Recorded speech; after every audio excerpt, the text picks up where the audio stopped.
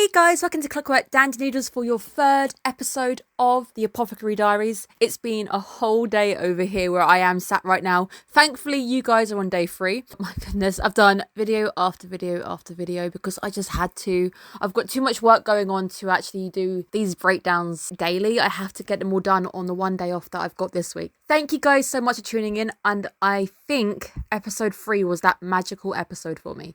And I know why. I'm going to tell you guys why in the video, but there's a reason why this show has suddenly pole vaulted right up into my favourites. If you know me, you may know. If you watched episode 2, you might have had a little guess. I might have liked a certain thing going on this episode, and I'll tell you guys what exactly that is. It happens right at the end. But thank you guys so much for tuning in. Hopefully you guys are enjoying this show as much as I am. Welcome to the channel, and if you have found me for the first time, I'm Becca. I break down anime every single week, and we are currently loving this show. This show is amazing. I can't wait to see where it goes because this week's tone was beautiful. If you haven't already, make sure you guys are subscribed. I really hope that you guys liked what I did yesterday. I've got a lot of things going out on the channel now. There's essentially going to be 4 videos a week. I've upped my workload, but it's only possible because I've now got someone else dealing with one of my videos. But I really hope it works out because I really do enjoy doing this. Today's question: if you could have one superpower, what would it be? And I've thought about this one quite a lot. Once upon a time, I would have gone flying, but there's too many issues with flying, like the cold, hitting a bird, probably, and getting G-forces and stuff. I think if I had to pick one, it's probably going to be the ability to either turn invisible or teleport. Probably more likely to be teleporting. I still like the idea of being able to go almost anywhere in the world without having to deal with like passport control. I also like the idea of being able to get out of situations that are too awkward. For me, it's between teleportation and invisibility, leaning more heavily on teleportation because I could suddenly be in Japan just like that. I could be like, oh, I'm watching an anime about Kyoto. I wish I could go to Kyoto, and boom, I'm in Kyoto. It would be amazing. So that's probably the superpower I would choose. Let me know in the comments below what you would choose. You're only allowed to pick one. Obviously, if you're on the fence like me, you can mention what you're stuck between, but you can't just be like, I want these two. Let's get into this one. There wasn't too much until about halfway through for me. It is the spoopy month, so of course I was very happy to see some ghost stories floating around in the inner court. We've already mentioned how superstition is just rampant. One person will hear something, the rumours start to spread, and by the end you've got some very interesting Chinese whispers. Do wonder if that is where the old phrase actually originates from. Someone in the inner court saying something, and by the time it gets to, say, someone else, it means something completely different. I love the fact that Momo is also able to visit her friend from the laundry district. Really worried that once she had moved up onto the pavilion, she wouldn't be able to go back and actually talk to anybody. I'm guessing because, I'm going to get it right this time around, Gyo. I'm guessing it's because she's so nice that she's actually pretty chill with letting people have at least a decent work-life balance. We do get some more spooky, the grim fates of the concubines who try to escape. It's a very dark episode. So the tone shift from last week where we had the love potion and the sex jokes. This week it's out the window. We're talking about the grim fate of concubines. We're talking about people who are being sold against their wills. I do like the seriousness of it because we're exploring different aspects, positives and negatives to both being in the inner court. Obviously you have a set meal, you'll have food. A lot of these people have been sold against their will, being there because they just have to, because they want to support their families. The quack trying to butter up our girl because he's realised that she can actually do the job that he's supposed to be doing is funny. It also took 6 minutes for Jinshi to actually appear this week and torment her. I'm gonna have to start taking records of how long it takes him to actually appear to torment her. I also love the fact that his retainer or his guard had to beg her to stop treating him like a bug because he's actually loving it too much and it's creeping him out. I love the fact that he's doing it because it doesn't match what he's actually saying, and he's clearly secretly a masochist in disguise. Read her like an open book. He can sense that she's thinking something inappropriate, and me wondering when there's going to be a Jinshi boy love version out there somewhere. It was a very nice little welcome back to palace life. Really enjoyed it. Someone sleepwalking being a natural explanation for this ghost story.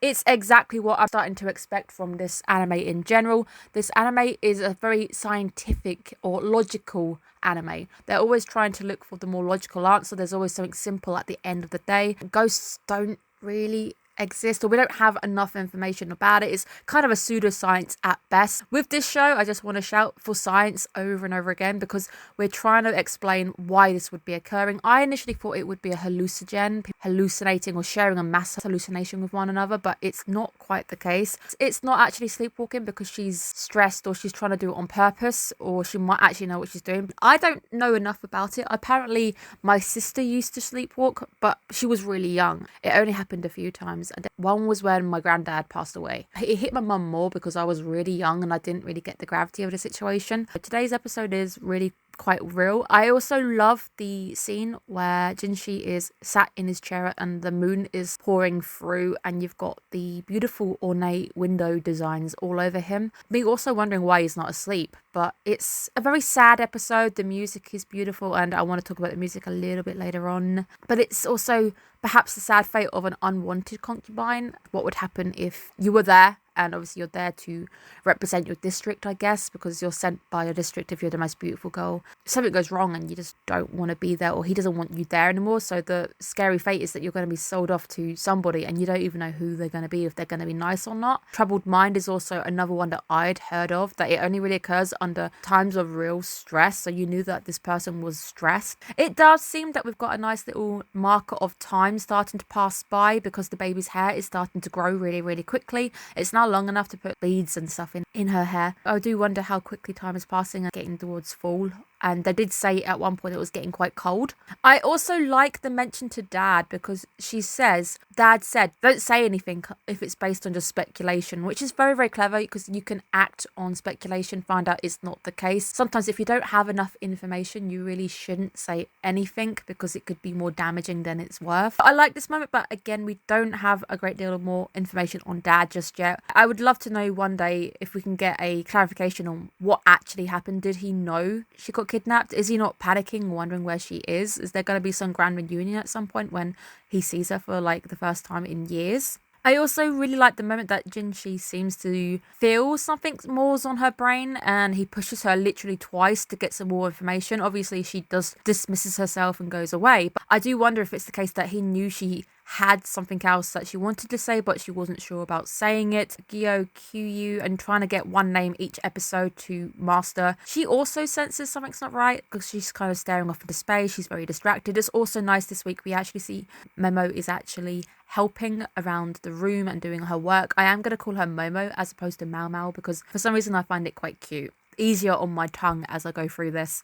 It's a solid speculation that she believes, and she seems to have quite a bit of evidence to back her up, that it's all just lies. Something isn't quite right. And I love the fact she's able to bring up her experiences within the brothel to help her link it to this case, where she said last time it ended up being, it was all fake. The lady was sleepwalking, but she ended up getting an offer, then it was withdrawn, and then she was sick, and then she got the real offer because she wanted to be somewhere else. It ends up as one of the most emotional sequences we've seen so far in the 3 episodes. I think I know why. As soon as the music started to kick in and it all started to be quiet and she's walking very gracefully through the court leaving, I started to wonder, last week we saw Kevin Penkin's name written in the credits. I hadn't heard anything that was slightly reminiscent of his work until this scene hit, until those vocals came along, until that beautiful strings, and then it grows and then it becomes quite powerful as the doors open and she sees him. I got really emotional, and seeing them actually finally having that hug at the end, because it must be scary. She loved somebody else. She was sold into the palace. She trips on purpose because she just doesn't want him to touch her, because she wants to be with someone else. She had no idea if it would ever work out. He had no idea if it would ever work out. It could have backfired. He could have died on the battlefield. It's that moment where they finally see each other, which really makes you think it's a Kevin Penkin piece. Out of all the music I've heard so far, this is what I think would be the Kevin Penkin piece. I honestly one day hope that Kevin Penkin and my favourite Hiroyuki Sawano get together and make some music for an anime. It would be just an amazing sequence. I think those two together would make some amazing music. This is the piece I think is, and I think it's why it's so powerful, and those feelings really do come across the screen. It makes this anime really shine on a different level, because up until this point it's been funny, it's been a bit rude, a bit naughty. It can be okay to be like that, but I think at times you need to have something powerful just to interject. It did it amazingly because I wasn't expecting to even feel those feels. I got tingles. As soon as the music started, I was like, oh, this is powerful. And I'm so happy there's actually a bit of a happy ending here, but also sad because it would seem that Kyo, I want to call her Gyo maybe, might be a little bit easier for me. She seems to be maybe missing someone, or she's envious that the princess gets to go and be with the man that she actually loves. Obviously, she's now there as a top concubine. She's got a child and everything. Maybe she misses home. Maybe it's just a case that she misses her family. Maybe she misses somebody from her home. But it really is the sad vibes this week, and it's a nice contrast to last episode. Honestly, I really am liking this show. I don't mind if we do a bit more of this seriousness in the plot because I think it's important. I did note that it is 24 episodes long. I don't know if they're going to keep doing the 3-episode thing. I don't want them to. If it's the case, I'm going to be breaking them up into singles because I can't manage a 1-hour episode. It also would do rubbish on the channel because you guys don't seem to like very long episodes. I have been breaking things down, making everything as much as I can below 15 minutes because that seems to be the sweet spot. But it would seem that Momo is now getting more and more famous in the court. Her work is starting to spread and people are now requesting her. Next week's episode looks a bit more serious again. I don't mind if we're going on a serious train. Very excited to have those vibes. This week's episode was just beautiful. I don't have too much to say, but in general it was nicely handled. There's some very beautiful shots of the inner palace. We're not technically in the inner palace because that's where the emperor would be. That's why you're not actually running into him or anything. Honestly, beautiful episode, beautiful scenery, beautiful music, beautiful handling of a very sad situation. I think it was done very tastefully. This was perhaps the episode to pole vault my score up a little bit. Thankfully, I was very smart. I kept this one on my bench for My Anime Fall Fantasy League, and I've finally been able to move it into the active team because its scores shooting up like crazy. I had a vibe about this anime, and I'm glad that I'm breaking it down with you guys. Thank you so much, and I really hope you've enjoyed these breakdowns. Next week, we're going to have the episode 4, hopefully on Sunday. We're going to go and do that on a weekly basis on Sundays. Thank you so much. Let me know down below what you'd have as your superpower. Have a good day, guys. Bye-bye.